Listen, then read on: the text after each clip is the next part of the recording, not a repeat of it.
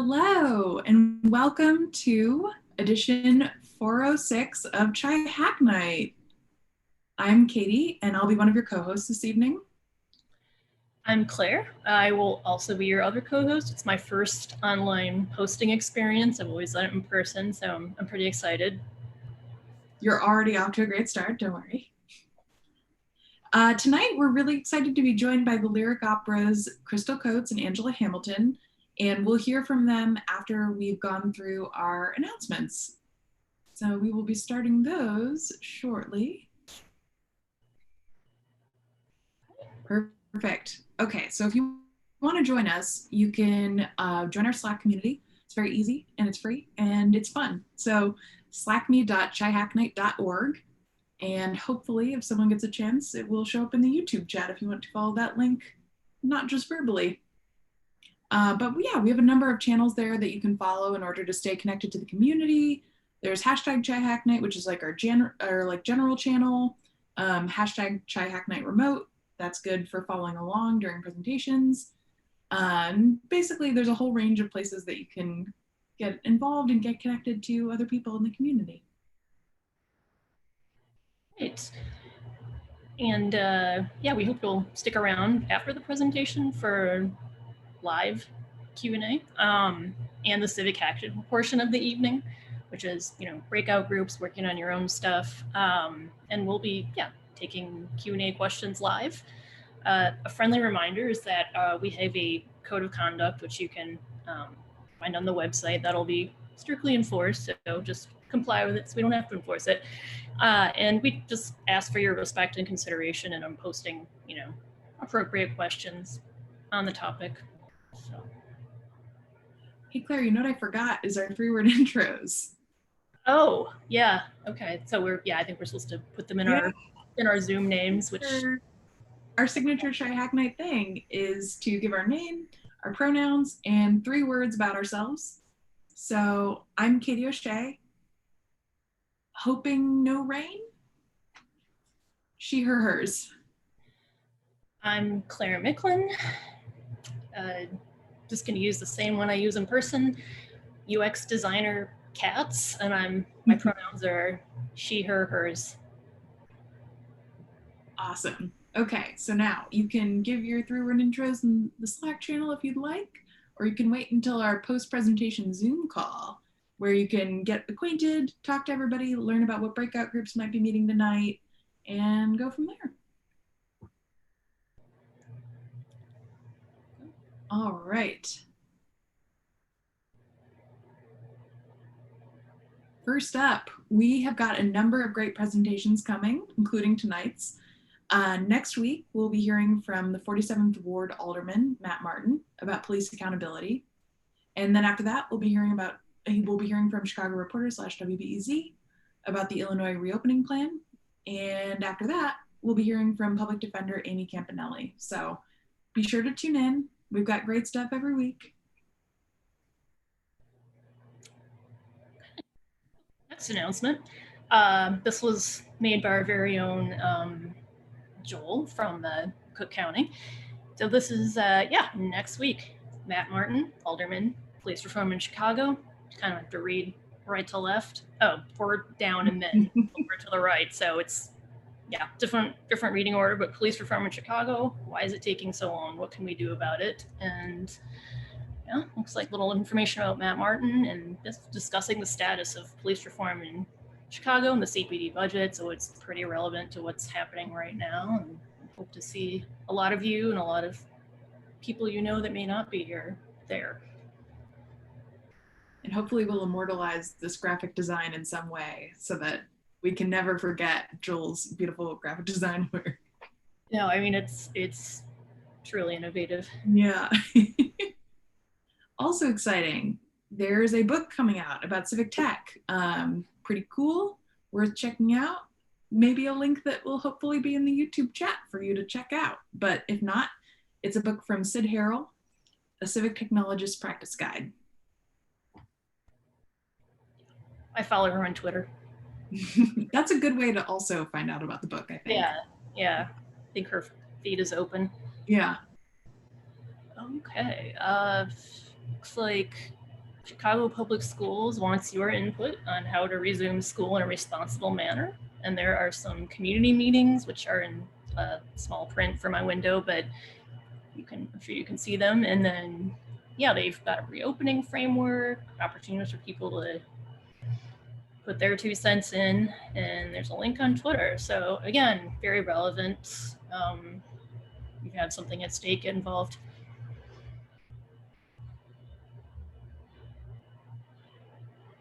Cool.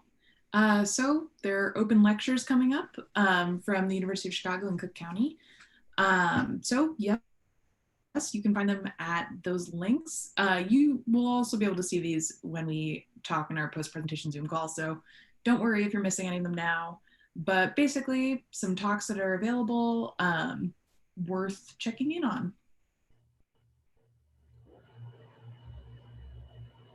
Oh, hey, there's a census, and you should fill it out and tell everyone to do it too. It's really important. It affects a lot of things and resources that are allocated, and they don't think you exist, they may not give you things.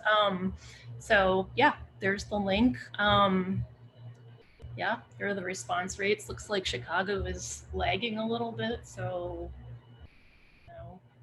I don't know if any of you haven't filled out the census, you should do that. It counted. It is shockingly easy. I think this was the first census I'd ever filled out as an adult and was like, wow, I really thought there would be more pages to this. Yeah, I can also verify it was simple. I just got my file finder and finally attended to it online. So. Yeah, I thought it was going to be like paying taxes where you have to like look through a bunch of things, but nope, that one was easy. Yeah, it's good when they make it easy. Yeah. Okay. Oh, great. This is yours, Katie. Okay. We're alternating, but sometimes it's easy to forget which one we're on. Okay, cool. So like we said before, join us on our post-presentation Zoom call, get acquainted, talk to other people who are also at Chiac night, enjoying the presentation.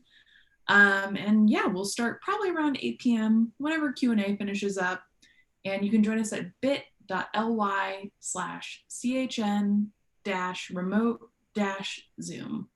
And it'll be a Zoom call where you can see everyone's lovely faces. Hey, Zoom. Yay. We're not paid by them.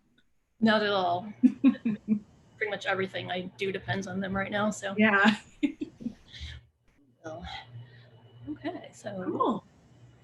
Well, I think now we're ready to transition to the presentation. So tonight we're excited to welcome Lyric Opera's Director of Programming, Interim Director of Lyric Unlimited, Crystal Coates, and Angela Hamilton, the Community Programs Coordinator. I'm so sorry for botching your intros.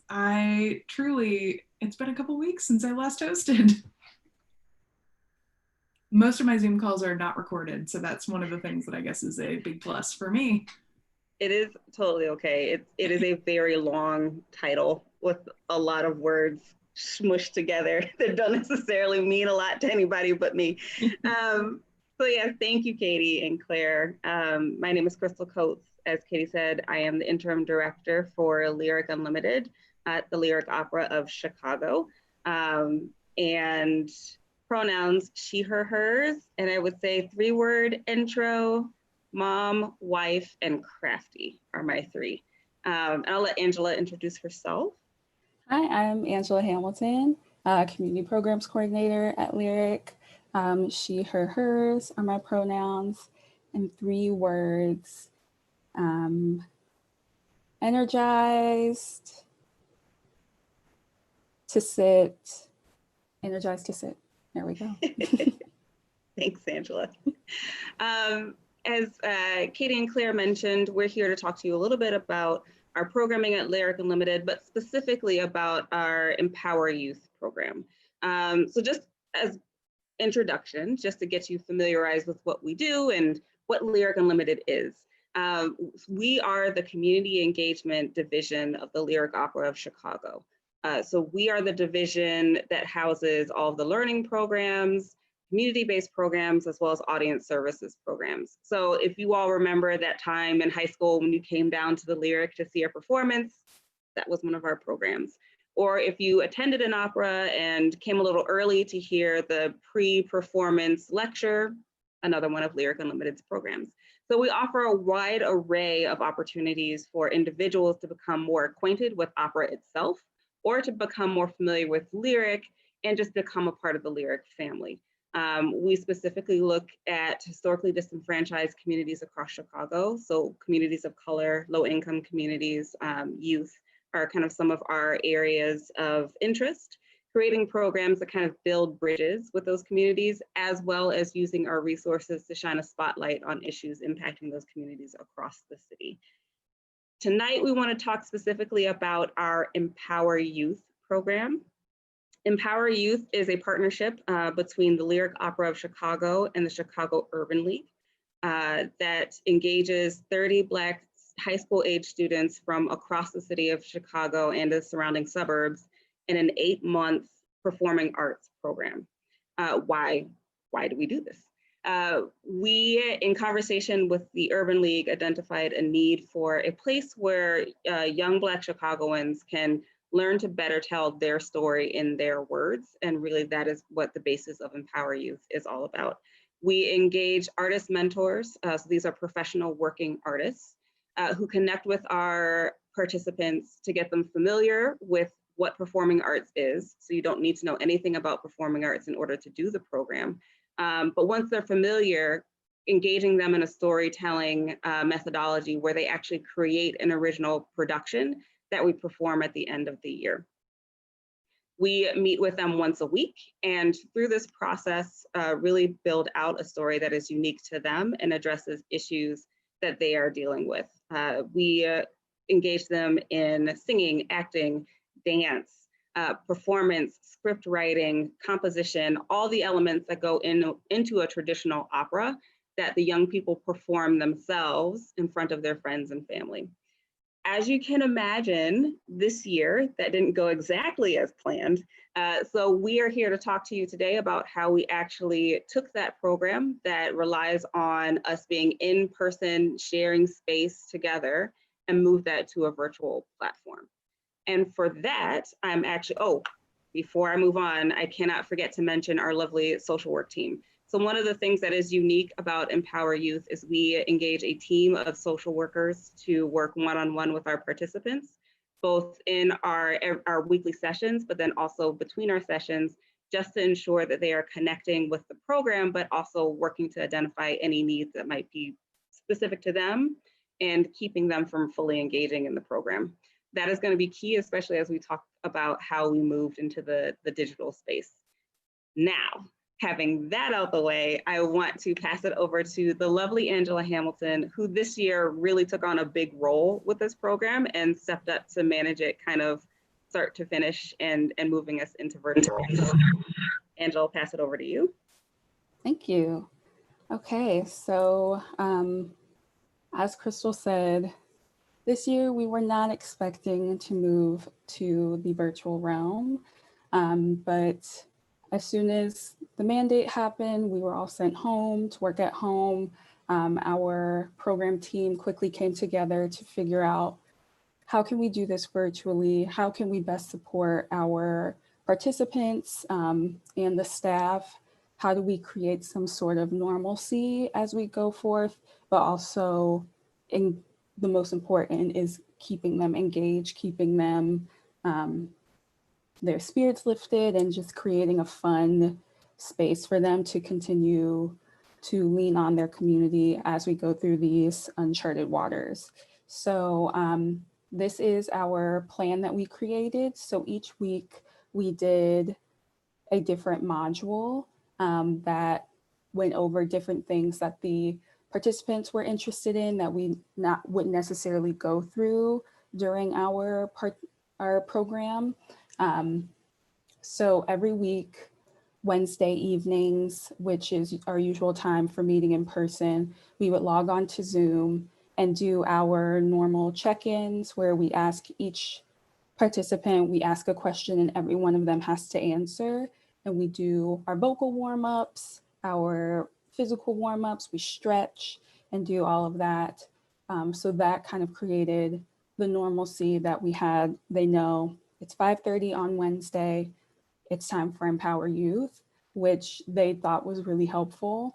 And then after we did our warm-ups, our writing warm-ups and all of that, we went into the different modules. So we used, along with Zoom, we use Google Drive to house everything and YouTube. So the modules would be either on YouTube pre-recorded, or we would do it live in session on Zoom. So we did things like how to do a self-tape audition, especially in this realm. A lot of them want to do acting, singing. So if they want, to audition for something that's happening virtually, they know the tools to have a nice audition. Clean background, good lighting, make sure you're clear, make sure your phone camera isn't blurry. So that was one module that we did.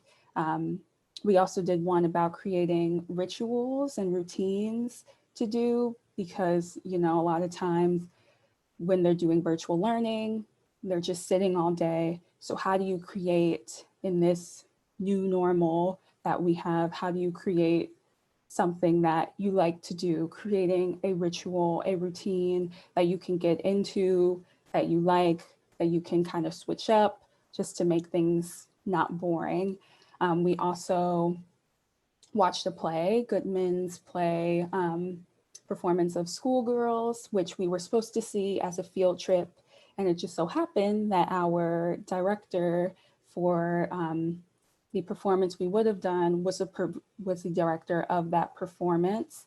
So we got to watch it all together on the live stream. We got to chat in the Zoom. So those were just some of the things that we did. And so with each week, we wanted to do something different so that our participants weren't just going through the same old boring things. They were engaged. We got feedback from them on what they wanted to see. And so that is how we kind of planned out the rest of our sessions. And so with using Google, each week we do a writing warm-up. And so usually they have a physical journal. So on Google Drive, we had different Google Docs, which was dedicated to each participant, where they could write in their journals. This was also the place for the different assignments. The staff could give feedback, so that way it was more confidential. So yeah, just playing around with different things, different ways that we could utilize these spaces and these platforms. This is a screenshot of us doing our vocal warm-ups. We do lion face, we roar, we do, lemon face, we move our face around. It is not pretty. We stretch around, we move our bodies. This is what we did in person, and doing it on Zoom also helped kind of break the awkwardness in those first few sessions of being like, okay, I'm on camera, I can see myself looking ridiculous, but we all look ridiculous, so it doesn't matter. This is an example of our check-in questions that we would have. So we'd share the screen and we would make every single participant answer. So that way people aren't just logging on and sitting there. We engage with them. This program is voluntary. It's not done through their school. They agree to participate. They are participants. And so when they come on each week, we want them to be excited to engage with us. And sometimes we have to make them some weeks. Sometimes they talk forever. But this was just another way of making sure that we hear from everyone and we check in with everyone. And so with our virtual sessions, what we found was doing assignments during the session was easier than having them do it on their own. If we gave them an assignment, they weren't as likely to do it or do it to the degree that we know that they could do. We had a couple of different panels with, one was with a design team from one show, one production.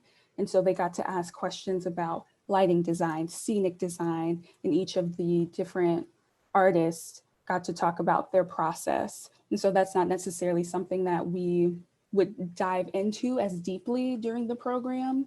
And a lot of our participants were excited and they wanted to do another one. And so doing the panels, bringing in new people kind of shook things up in a good way and made it exciting for them, that they got to engage with someone new, especially when in a virtual setting, they're pretty much engaging with the same people every day.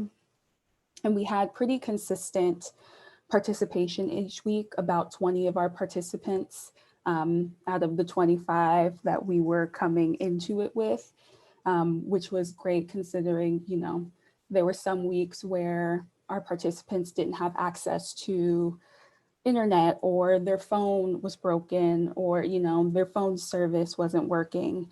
And so our social work team was really important. In each week, they checked in with our participants one-on-one to see, hey, how are you doing? How are you handling school?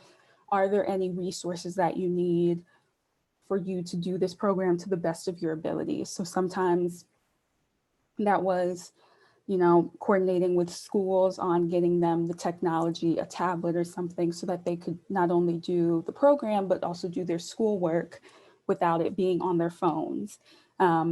Sometimes that was internet access and a place for them to do it. You know, if they share a room with their younger sibling, you know, how do they find space to do their homework, to participate in the program? How do they find a space for them to focus? So our social work team was really great at reaching out to them every week, checking in on their mental health every week, and then communicating that with the staff of, okay, maybe, you know, this week this person isn't here, or, you know, this week is a down week for some people, especially around the end of the program when they were going through finals, figuring out how to do finals online. And for our seniors, how do they figure out school and going off to college? So our social work team was really awesome in doing those during the sessions. And so moving on to the presentation. So at the end of our program, we usually have a one-night performance. It's grand, it's lovely. We usually take from March up until the end of the program to rehearse that. So the beginning of the program, they're devising the piece, they're writing it with a librettist, with a composer, and then we rehearse it. This year was a little different. And so instead of trying to figure out how to do that performance virtually, we kind of just wanted to have fun, especially because every week talking with the participants in the Zoom breakout rooms that we would do, you know, they were feeling stressed. This is weird times. And we knew that adding another element of having to do a full performance was not going to be as beneficial virtually as it would have been in person. So we came up with this idea of doing a presentation. So we asked the participants, okay, give us a 30-second to 2-minute clip of you dancing, acting, singing your favorite song. It didn't have to be from what we've done in the program. It could be you singing Beyonce, which someone did, someone dancing to gospel music, whatever they felt like sharing. One of our participants did an instrumental piece because she plays the piano. So we really wanted this to be fun because we wanted to end the program in a way that they could look back and be proud and have something to show for all the hard work that they've done. But we also wanted to make it fun. So I will show a clip. This is Devon, also known as Juice. He is doing a monologue from the script that we created this year. And so this character, he is at a performing arts school, but he doesn't want to be. He doesn't like the arts. He's against the arts. He thinks it's soft. So I will show you a little clip. Think they can just vandalize public property and get away with it? Not anymore. No more colors or painting. That's gay. No more trying to make me express my feelings. I don't have any feelings. I don't have any feelings. I don't have any feelings. Everyone always flashing their feelings everywhere and forcing them on me. Catching feelings is like catching a bad cough. All that dancing and rhyming and rapping is soft. So that was just one of the many things. We had a lot of our participants use their self-tape auditions. That was one of the modules. This is one of those. And so on June 3rd, we kind of just presented it. We put all the clips together, the poems that they wrote. We invited family, friends, colleagues, and we just showcased it. And we had our participants kind of talk about the program, their experience. We got to do a Q&A. And so it made the end of the program a little more fun. Some of our donors got to interact directly with the participants. Family and friends could, cheer them on in the Zoom group chat. And so it was a nice way to end the program. And although it wasn't how we wanted it to be and how we planned it to be, we had a lot of fun. And it was something that we were definitely happy and glad that we chose to do instead of just doing the modules and just ending the program. So now, after the program is done, we're figuring out, can we do this again next year? Can we go virtual for an entire year or just half the year? What are some ways to improve engagement? We love doing it on Zoom, but as far as doing engagement in between times, how do we reach out to our participants? How do we organize the documentation instead of Google Drive? So we're trying to figure out how can we, if we have to do this virtually next year, how can we do it better? How can we better engage with our participants and make it a little more streamlined so that we can still continue to be collaborative?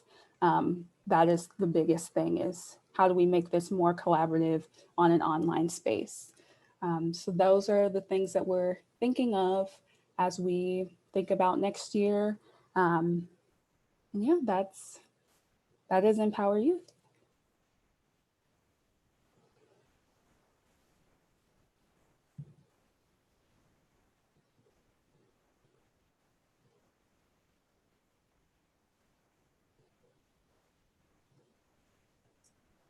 That's awesome. Thank you so much for sharing that presentation with us. That's really cool. And that performance was like, really felt it. Thank you. So we actually already have a number of questions that are lined up. Some of them are probably a little easier to answer than others. What year did this program start at Lyric Opera? So Empower Youth, this was our third year. This program started because the Lyric Opera and the Chicago Urban League actually have a shared board member, a gentleman by the name of Eric Smith. He put us together with the staff over at the Chicago Urban League. And it really is Lyric Unlimited's kind of philosophy that we don't go into communities telling them what we want to do.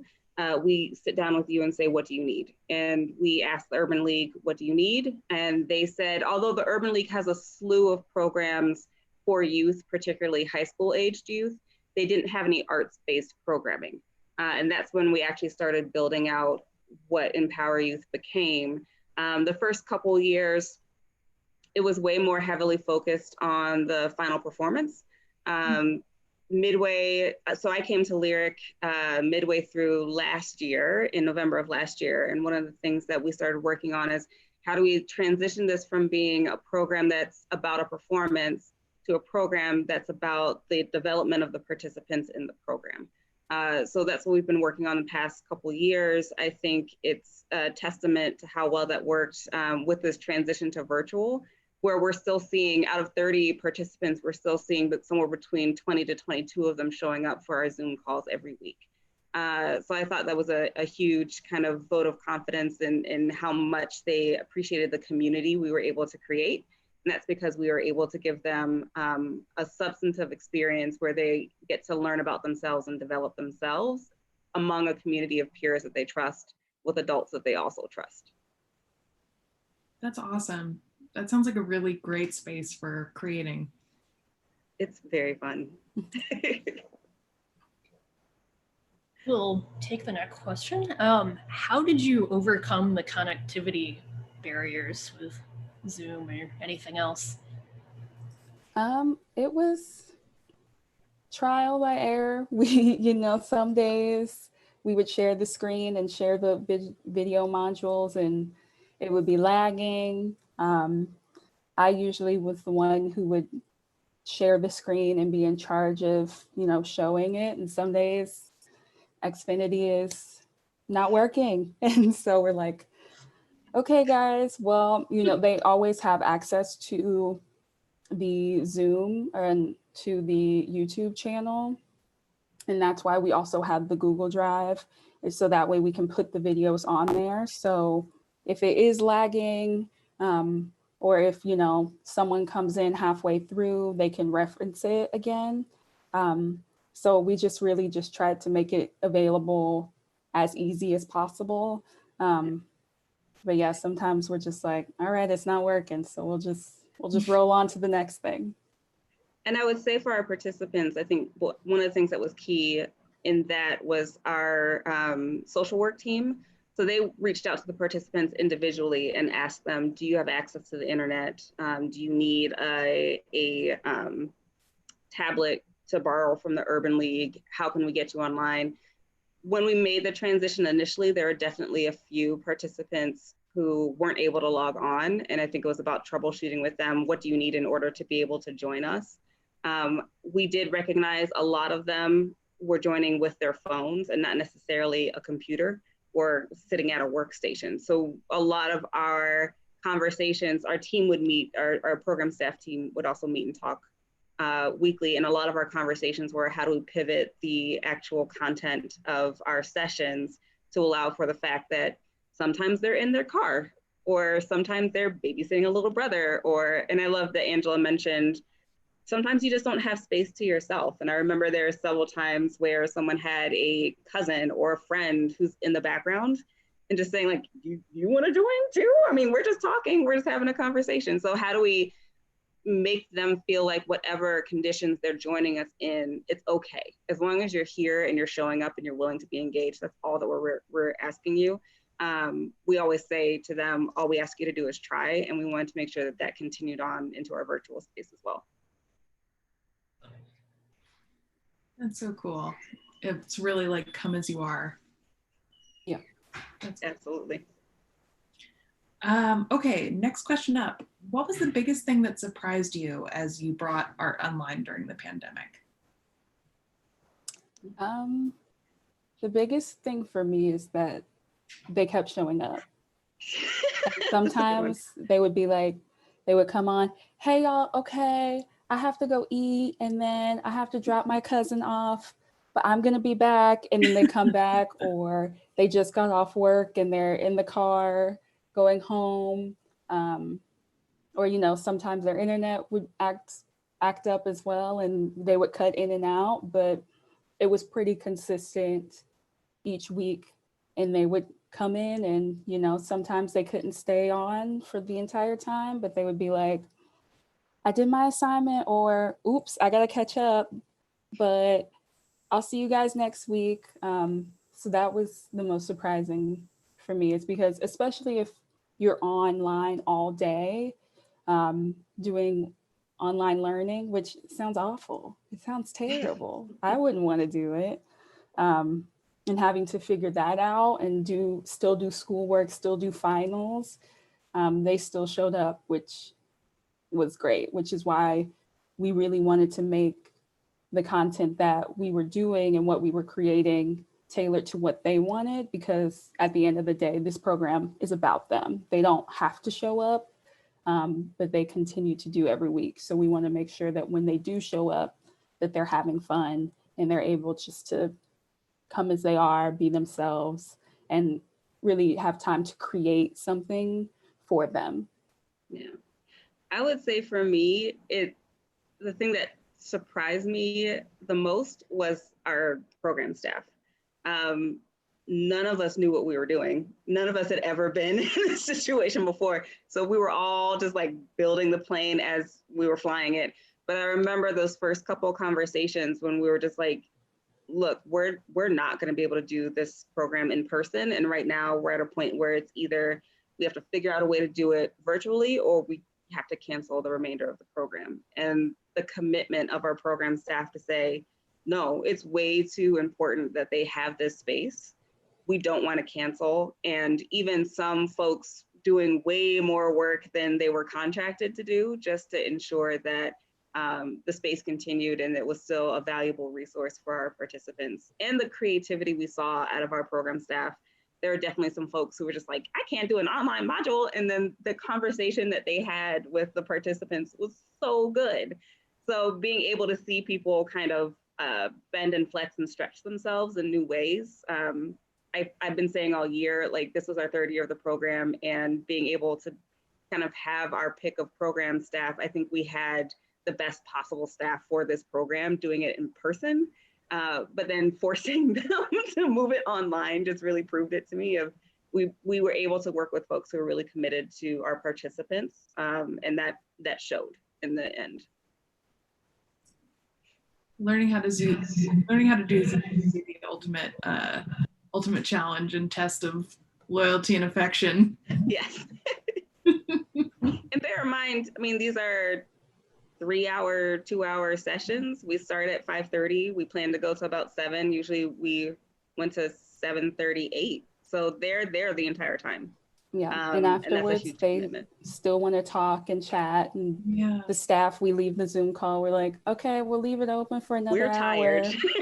Yeah, we're like, we're done, but you guys can sit. And then they just sit and come on. And I think this is also a great, like every week they got scheduled time to see some of their friends. You know, they don't have to say, hey, what are you doing? They don't have to coordinate. They just have to show up, and they can just all of a sudden 20 of their friends are there. And we just have fun. So yeah. that's so cool. I love that. How can people get involved and help with your efforts and help with this online person? Yeah, for EmpowerYouth, I would say the biggest ways that folks can get involved. I mean, we're still in the process of developing what next year's program will be. One of the things that we had started considering with this year's program is at that point, we've had students who've done the program 2, sometimes 3 years in a row. So how are we offering them new opportunities? In particular, we have been talking to a couple different organizations about internship opportunities or student leadership opportunities. We had actually scheduled some of those for the summer, but due to COVID, we weren't able to offer them. So definitely we have kids who are college bound, who are exploring occupations. One of the great talks that Angela mentioned, our director, Lillian Brown, brought in this whole creative team and was talking to our participants about, like, you could be a costume designer. You can apprentice with a costume designer and figure out if you like it. So they, like, putting those kinds of opportunities in front of them is very valuable. There's always funding. So all of Lyric Unlimited's programs are fundraised for.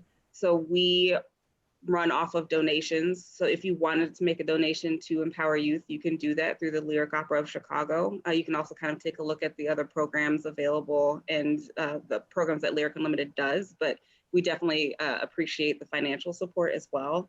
Other than that, we're always looking for resources to connect them to other ways as Black youth where their voices are valuable. And that's a big part of the program, is just talking to them about the fact that they have agency, your voice does matter, your creativity matters, your curiosity matters, and being able to connect them to opportunities where they get to feel that is really important, and not in a kind of superficial way, where they get a chance to make decisions, create change, feel the impact of their voice are incredibly important. So programs like that, summer programs, fellowships, education opportunities, those are always great things to put in front of our participants. Awesome. I'll let you go next, Katie. Cool. Next on the list, how did you decide to have a social work team and how did you make it happen?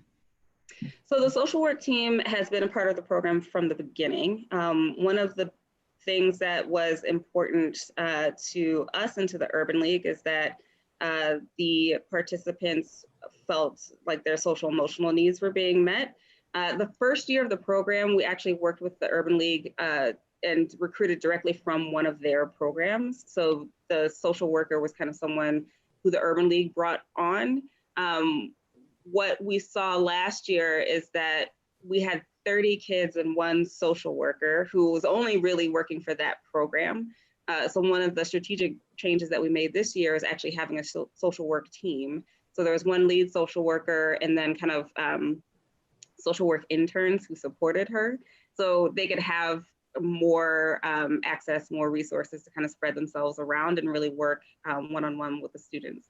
We've seen that the social work team is an invaluable resource. If nothing else, those are the folks that the participants are connecting with most frequently.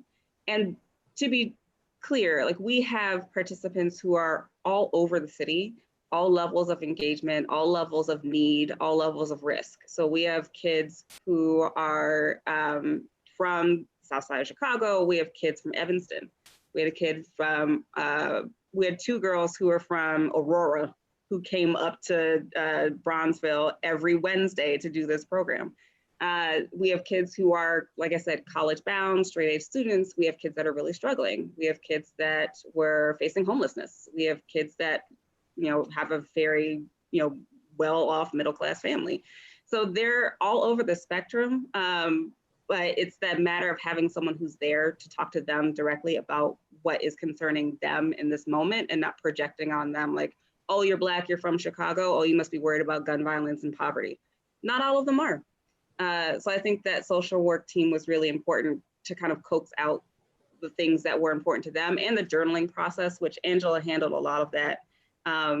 Having that space where they can kind of write out their thoughts and opinions and what was impacting them for that week, and making sure that the social work team had access to that. And we were kind of reviewing those and making sure that we were troubleshooting and being on hand if anybody needed us. Mm-hmm. And then the journaling process also helped in the creative process as well, because I read them every week. I had to type them up from their chicken scratch that they wrote in their journals. I had to type it. And then we use some of what they wrote in their journals into the script that we created. So it's so that they actually am hearing themselves in what they're performing. And they get shocked by it every week when I'm like, I know you're not writing in your journal because I read them every week. And this show you're supposed to be helping create. So again, it's just more about their agency and we want to hear them. We want to hear their opinions. That first time we read through the script and they're like, you put that in there? We're like, yeah, you put it in your journal.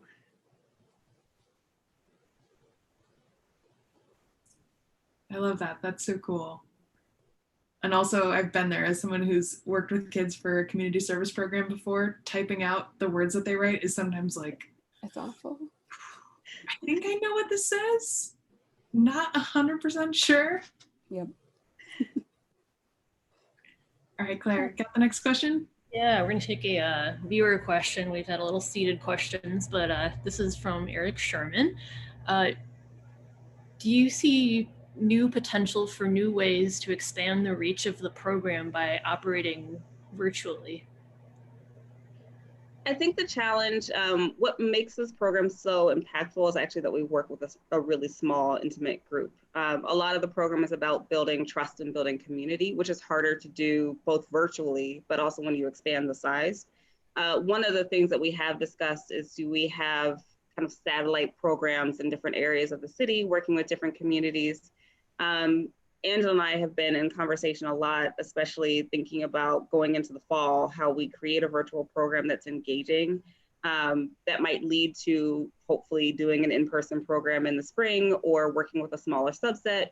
How do we use this virtual time we're in now to recruit for the program? So we're trying to think expansively, but also also keeping in mind that this isn't the only program that we offer at Lyric Unlimited. So using this time and this program and this virtual situation we're all in to really expose young people in this demographic to what they can do through both Lyric Unlimited and opera. I think that's something that we're definitely strategizing around.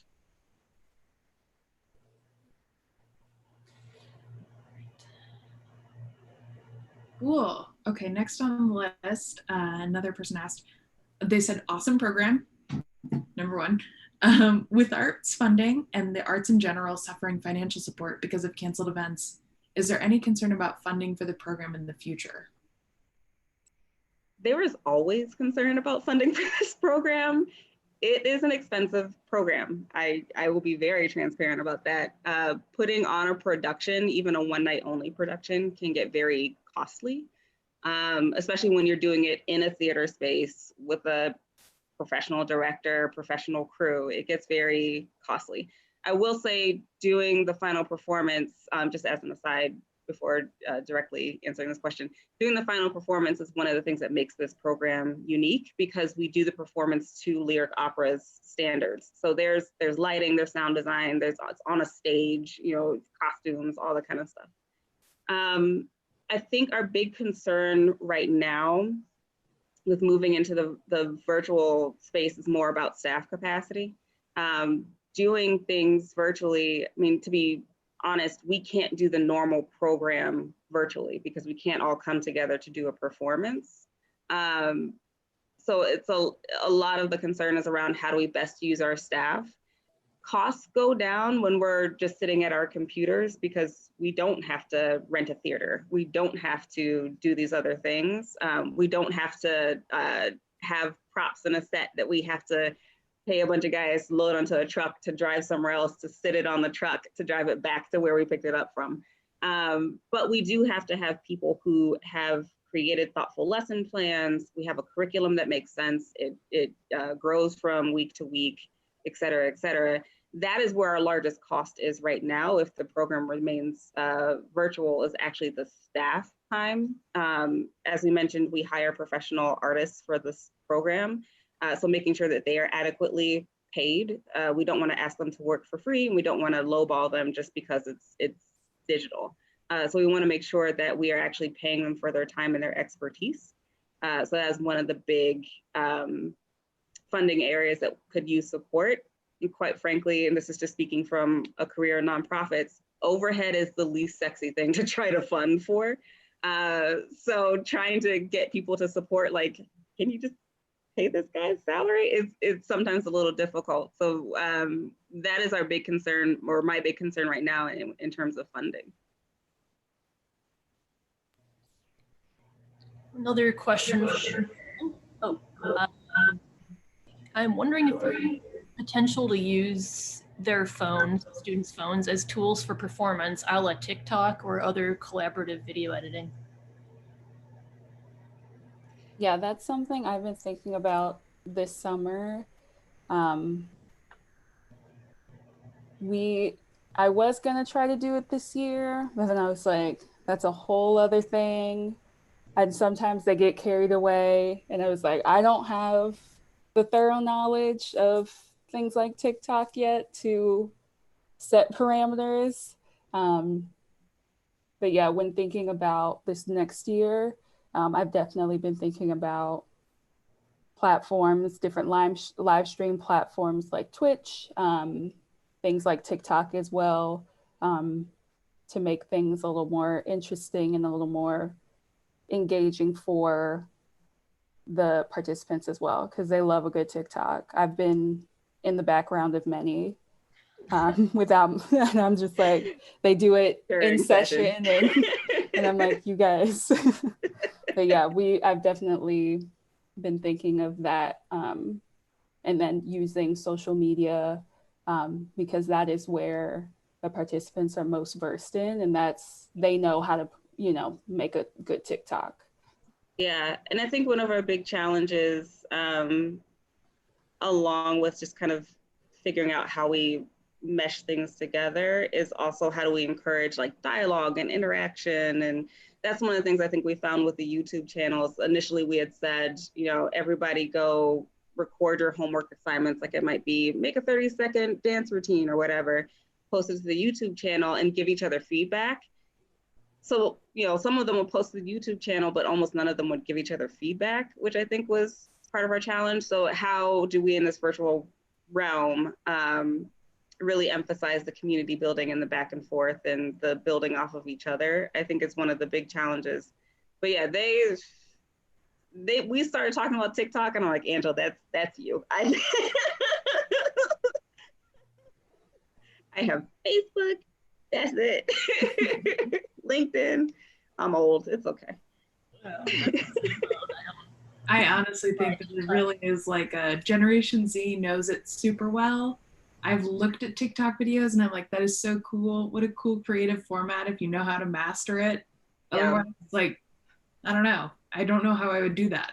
Yep. When I do think it is one of those areas where we say to our participants, like, you're the expert in that. Yeah. I don't necessarily need to know it, but show me that you're the expert, and you know, we can just set up the challenge and you rise to meet it, and just you know, letting them use whatever medium they know and understand. I'm thinking of a couple of the videos that they put together for our final presentation were like really well shot, and they used like time progressions, and they had different cuts and all kinds of stuff, and I was just like, okay, we didn't know you could do that. Oh, fantastic. That's amazing. That is real skill. Yeah. I love that. I think we have time for one more quick question. So to kind of wrap it up, I love, and I actually miss seeing on a regular basis, the lyric opera signs, the sort of marquee signs on the sides of the building. And I would love to know if you were to design your own signs to talk about the work that you do or your life or whatever it may be, what would your sign say? Angela, do you have an answer? I'll let you go first. Okay. I think so. All of my career has pretty much been in community relations, and I've found that the key principle of that is being willing to go where people are. So I would have my marquee say, we'll come to you. Like that would be my little short statement. I love that. That's so appropriate for this time. Yeah. Yeah. Mine would be amplify the voices of youths, because their thoughts and what they have to bring to the table is sometimes so much more expansive than my thinking, and I'm not that far removed from the youths. And every day they teach me something different and something new, and how to look at a situation from a different perspective. So yeah, amplify the voices of youths. That's awesome. And I think that is a great note to end on. Thank you both so much for this presentation and for your Q&A. This has been really great, and I've loved hearing about this program and all the great work that you're doing. Thank you for having us. Thanks all you guys for watching. Thanks for having us. Thank you. Awesome. So we will wrap things up like we always do by saying you can join us on our post-presentation Zoom call, and you can find that at, again, bit.ly/chn-remote-zoom. And that's a good way to get involved in the call. Obviously, you can join us on Slack too, slackme.chihacknight.org if you want to be connected and to get in the conversation.